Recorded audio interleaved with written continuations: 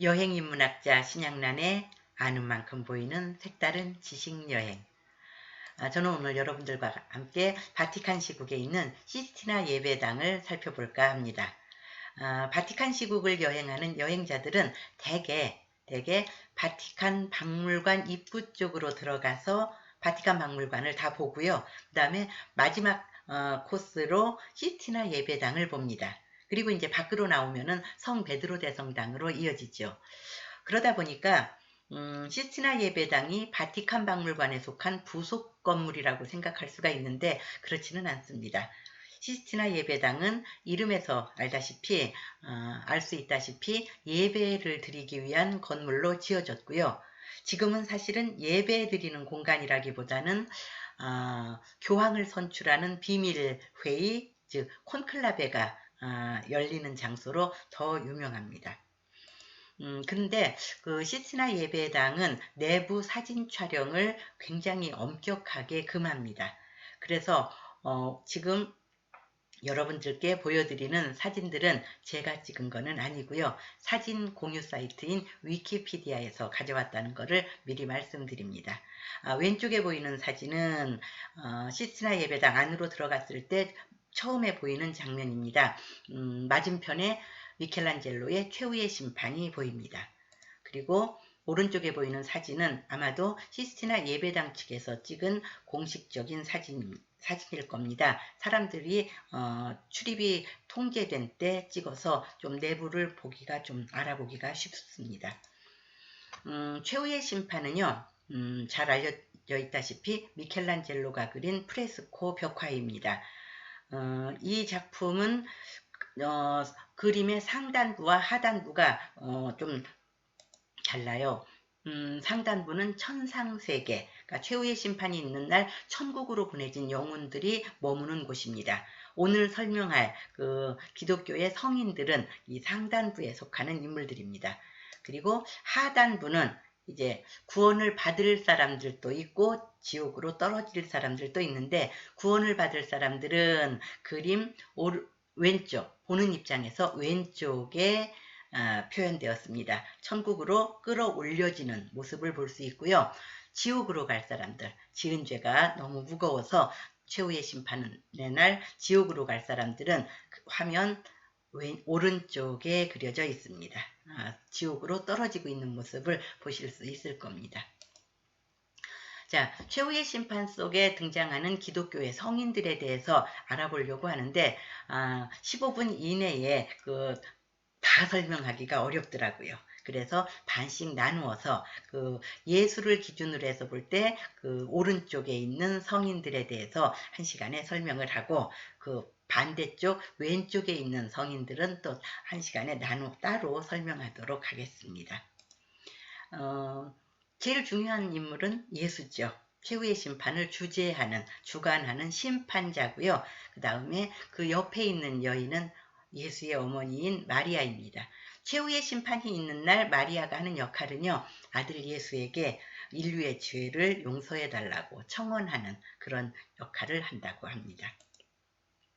자, 예수의 오른쪽, 그러니까 보는 입장에서는 왼편에는 성모 마리아 아까 보셨고요. 그 다음에 마리아 옆에 X자형 십자가를 들고 있는 안드레아가 있고 그 옆에는 짐승 가죽을 허리춤에 두른 세례자 요한이 있습니다. 그리고 마리아의 아래쪽으로는 석쇠를 어깨에 메고 있는 라우렌시오가 있습니다. 이들에 대해서 먼저 알아보도록 하겠습니다. 아까 전 장면에서 예수의 옆에 성모 마리아가 있고 그 옆에 세례자 요한이 배치가 되어 있었는데 요게 최후의 심판을 그린 그림의 구도로 볼 때는 약간 특이합니다. 왜냐면은요, 최후의 심판의 날에 마리아가 예수의 오른쪽, 그러니까 보는 이의 입장에서는 왼쪽이겠죠? 예수의 오른쪽에 있는 거는 맞아요. 그런데 세례자 요한은 그 자리, 그러니까 최후의 심판이라는 그 벽화에 있는 그 위치가 아니라 사실은 예수의 왼편에 위치하는 것이 일반적입니다. 그런 거를 기독교 성화에서는 데이시스라고 표현을 해요. 데이시스는 청원하다라고 하는 뜻인데 최후의 심판이 있는 날 성모 마리아가 성모 마리아와 세례자 요한이 예수의 양 옆에서 인류의 죄를 용서해 달라고 청원한다는 그런 뜻입니다. 가장 유명한 데이시스라면은 이스탄불에 있는 하기야 소피아의 그 데이시스를 꼽을 수가 있을 겁니다. 요 그림이 바로 전형적인 데이시스예요. 예수가 중앙에 앉아있고 마리아와 세례자 요한이 양옆에 서서 두 손을 앞으로 이렇게 살짝 내밀어서 그 인류의 죄를 제발 용서해 주십시오 라고 부탁하는 그런 구도입니다. 요게 이제 동방종교에서 많이 사용하는 이콘 형식의 데이시스고요. 서방교회의 그 서양 회화식 데이시스도 마찬가지입니다. 구도만 놓고 보면은 중앙에 예수가 배치되어 있고요. 양 옆에 성모 마리아와 세례자 요한이 있죠. 요 그림에서 아래쪽에 있는 인물들은 데이시스하고는 상관이 없습니다. 자, 데이시스에 대한 설명은 그렇게 끝내고요. 다음에 안드레아에 대해서 알아보도록 하겠습니다. 이 등을 보이고 있는 이 인물을 안드레아라고 그러니까 판단하는 이유는 그가 X자형 십자가를 들고 있기 때문에 그렇습니다. 여러분이 보시기에 그 물건이 X자로 보이는지는 모르겠지만은 X자형 십자가로 봅니다. 그러면은 왜 X자형 십자가를 들고 있으면은 안드레아로 보느냐? 그게 상징물이거든요. 안드레아의 상징이거든요. 그가 X자형 십자가에 못 박혀서 순교했기 때문에 그렇습니다. 안드레아는 사도 베드로의 동생이었다고 합니다. 그러니까는 형과 함께 갈릴리 호수에서 물고기 잡는 어부로 생활하던 중에 예수의 부름을 받아서 예수의 제자가 되었다고 하죠. 이 그림은 예수가 베드로와 안드레아를 제자로 부르는 장면이 되겠습니다. 이렇게 안드레아는 순교할 때 X자형 십자가에 못 박혀서 목숨을 잃었습니다. 어떤 그림이 됐든지 X자형 십자가에 못 박히는 안드레아로 보시면 됩니다. 그러다 보니까 X자형 십자가를 따로 뭐라고 하냐면은 성 안드레아의 십자가라고 합니다. 스코틀랜드는요. 성 안드레아를 수호 성인으로 삼았기 때문에 국기를 성 안드레아의 십자가를 모티브로 했습니다. 이게 스코틀랜드 국기예요. 그리고 이것은 스코틀랜드 국기하고 색깔이 반대죠. 하지만은 성 안드레아의 십자가를 사용했는데 러시아 해군 군함기라고 합니다. 왜 러시아 해군은 안드레아의 십자가를 그 깃발에다 사용했느냐? 일단 러시아는 성 안드레아를 수호 성인으로 삼았고요. 그리고 또 안드레아는 그 물고기 잡는 어부였기 때문에였는지 모르지만은 뱃사람과 어부들의 수호 성인이거든요. 그러니까 러시아 해군의 그 상징으로 성 안드레아 십자가는 적절했을 겁니다. 러시아 해군의 날에 제가 공교롭게도 상트페테르부르크를 간 적이 있는데 아주 사람들마다 다 저렇게 생긴 깃발을 들고 다니더라고요. 그 성 안드레아의 십자가를 활용한 러시아 해군 군함기였습니다. 자, 안드레아에 관한 이야기를 그 정도로 하고요. 다음에 세례자 요한에 대해서 알아보도록 하겠습니다. 자, 요 그림 속 인물을 세례자 요한이라고 판단하는 결정적인 단서는요. 그가 허리춤에 두르고 있는 짐승 가죽입니다. 세례자 요한은 짐승 가죽이 가장 중요한 상징물이거든요. 왜 짐승 가죽을 중요한 상징물로 보느냐면요. 세례자 요한은 어린 시절에 벌써 고행의 수도 생활을 통해서 하느님의 뜻을 깨닫겠다고 결심하고 사막으로 나갔다고 합니다. 사막에 간 다음에 그 집에서 살 때의 편안한 삶을 버린다는 뜻으로 입고 간 옷을 벗고 짐승 가죽, 낙타 가죽이었다고 해요. 낙타 가죽을 몸에 두르고 살았다고 합니다. 그래서 그 이후로 짐승 가죽은 세례자 요한의 상징이 된 겁니다. 요한을 세례자 요한이라고 부르는 이유는 그 가장 중요한 역할이 사람들에게 세례를 준 것이기 때문인데 세례자 요한이 세례를 준 사람 중에서 가장 유명한 사람은 예수지요. 자, 예수에게 세례를 주는 세례자 요한의 모습은 뭐 기독교 성화에서나 아니면은 유럽의 여러 성당들에서 아주 흔하게 볼 수 있는 그런 장면이 되겠습니다. 예수의 세례 장면을 그린 거고요. 예수만 세례 준 거 아니거든요. 그 밖에 사람들에게도 천국이 가까이 왔다, 회개하고 구원을 받으라 라고 했다고 하죠. 그래서 세례자 요한이에요. 사람들에게 세례를 준 사람이라서.